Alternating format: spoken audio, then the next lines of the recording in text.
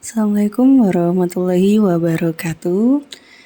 Pembahasan kita hari ini adalah tentang pendekatan pembangunan politik. Dalam teori perbandingan politik dan juga dalam metode perbandingan politik, sebuah negara kadang tidak hanya dilihat bagaimana proses politik itu berjalan, entah itu pemerintahan, entah itu proses-proses politik yang dilakukan kelembagaan, tapi juga bagaimana pendekatan-pendekatan yang digunakan dalam pendekatan politik, dalam pembangunan politik, Pendekatan pembangunan politik ini memang arahnya lebih banyak pada budaya yang ada di dalam satu negara tersebut.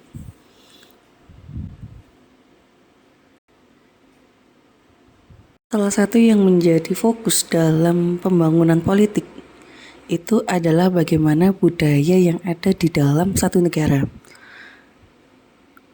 Budaya, atau kalau kita memahaminya secara awam sebagai social culture, itu memang sangat mempengaruhi habit, pola pikir, kebiasaan, bahkan bagaimana pemberian solving yang biasanya berlaku.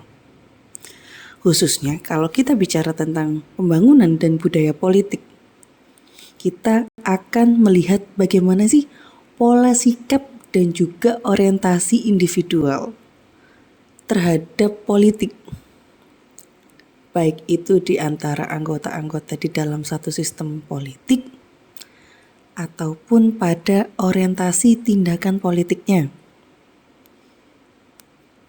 Bahkan Almond dan Verba ini menggunakan konsep budaya politik itu sebagai istilahnya sebagai jembatan atau penghubung, yang dimana di dalam budaya politik yang difahami atau yang dideskripsikan oleh Almond dan Verba ini, dia akan melihat bagaimana budaya politik itu ternyata mampu menghubungkan sikap dan juga motivasi, atau kalau kita memahaminya sebagai tujuan dan juga cita-cita individu dalam memainkan proses-proses di dalam sebuah sistem politik, yang memang secara tidak langsung akhirnya kita juga akan bisa melihat bagaimana sih karakter-karakter, ciri khas, kekhasan yang ditampilkan di dalam satu sistem politik secara khusus, yang akhirnya budaya ini mampu menghubungkan antara sikap politik dan juga struktur di dalam politik. Ketika di dalam pendekatan budaya dan juga pembangunan, kita memahaminya sebagai sebuah jembatan yang intinya adalah menghubungkan antara orientasi dan juga sikap. Maka kita akan melihat di dalam sebuah orientasi tindakan politik itu kita akan fokus pada 3 hal.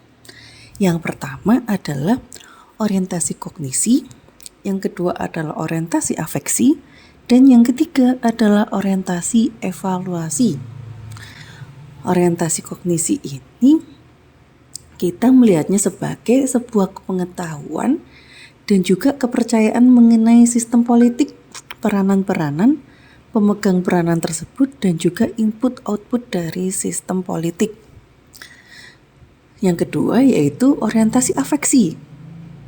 Kita melihatnya sebagai afeksi atau perasaan emosional terhadap adanya ikatan, keterlibatan, bisa juga dia sebuah penolakan, alienasi, ataupun sebagainya, yang sifatnya adalah sikap-sikap emosional, orientasi-orientasi yang sifatnya emosional mengenai sistem politik dan juga peranan yang ditampilkan dalam sebuah sistem politik. Kemudian yang terakhir yaitu orientasi evaluasi.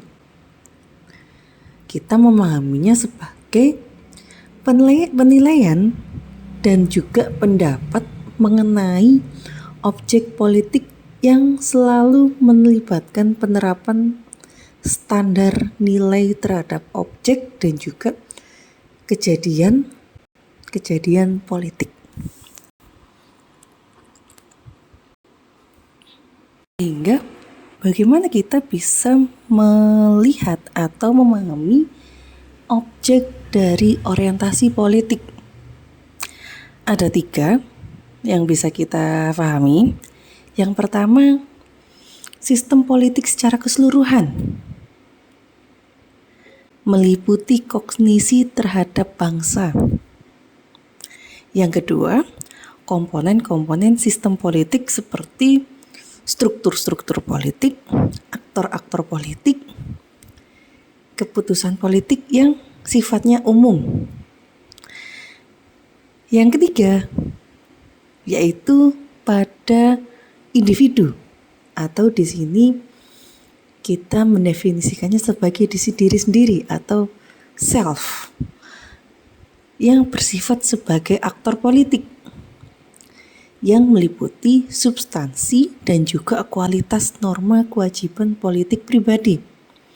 Seperti misalnya kepercayaan atau ketidakpercayaan terhadap sesama warga negara, kecenderungan ideologi yang dipegang, ataukah kecenderungan untuk melihat harmoni atau kecenderungan terhadap konflik yang terjadi. Nah, di sini kita meminjam deskripsi dari Almond dan Verba lagi, melihat ketiga dimensi atau komponen orientasi ini sebenarnya saling berhubungan dan bahkan terkombinasi dalam berbagai cara. Bahkan oleh individu yang lain ini kita bisa melihatnya sebagai pertimbangan terhadap aspek sistem politik.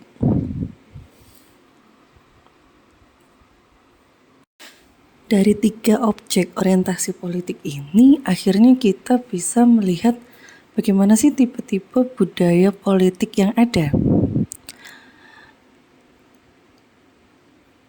Di dalam penelitian dan juga report yang dilakukan oleh Almond dan juga Verba, di sini ada 3 tipe budaya politik: parokial, subjek, dan juga partisipan.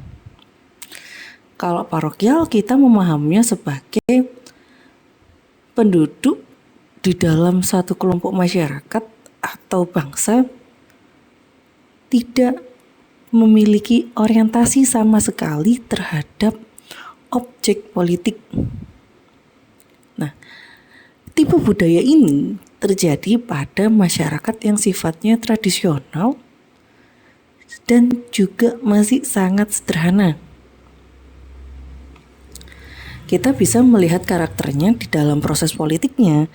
Ini tidak ada spesialisasi peranan politik, bahkan tidak ada atau bahkan belum nampak keterikatan primordial terhadap politik yang ada di dalam masyarakatnya atau kelompoknya. Tipe kedua yaitu tipe subjek.